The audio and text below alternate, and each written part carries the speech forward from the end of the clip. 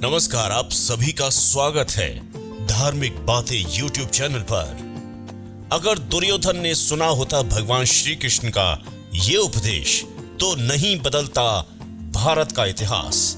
आज उसी उपदेश के बारे में आपको बताने जा रहे हैं जो दुनिया बदल सकता था। भारत में ग्रंथों की पूजा सदियों से चली आ रही है। आज भारत में लोगों के बीच भले ही परमात्मा रूपी रूह नहीं है, लेकिन इन महान ग्रंथों ने मनुष्य की अंतरात्मा को बांधकर सही राह पर चलना सिखाया है।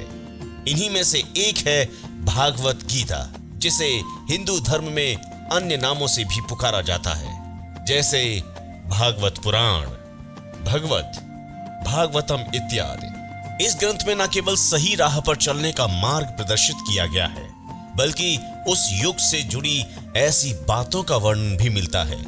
क्या आप जानते हैं कि भगवान श्री कृष्ण पहले दुर्योधन को गीता ज्ञान देना चाहते थे, लेकिन इस महान ग्रंथ के नाम और इसमें बसी कथाओं के अलावा क्या आपने इस ग्रंथ के रोचक तथ्यों को कभी जाना है? कहा जाता है कि भगवान श्री कृष्ण ने एक बार दुर्योधन को भी स्वयं गीता ज्ञान के उपदेश देने की बात कही थी।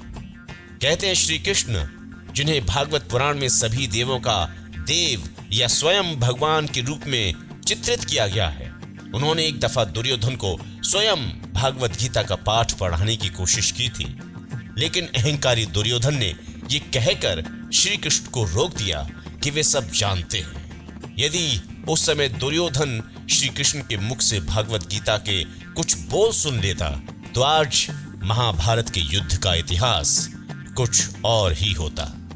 ये बात शायद ही कोई जानता है कि जब श्री कृष्ण ने पहली बार अर्जुन को भागवत गीता सुनाई थी, तब वहां अर्जुन अकेले नहीं थे, बल्कि उनके साथ हनुमान जी, संजय एवं बर्बरीक भी मौजूद थे।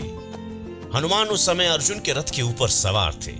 दूसरी ओर संजय को श्री वेद व्यास द्वारा वैद दृष्टि का वरदान प्राप्त था, जिस कारण वे कुरुक्षेत्र में चल रही हर हलचल को महल में बैठकर भी देख सकते थे और सुन भी सकते थे।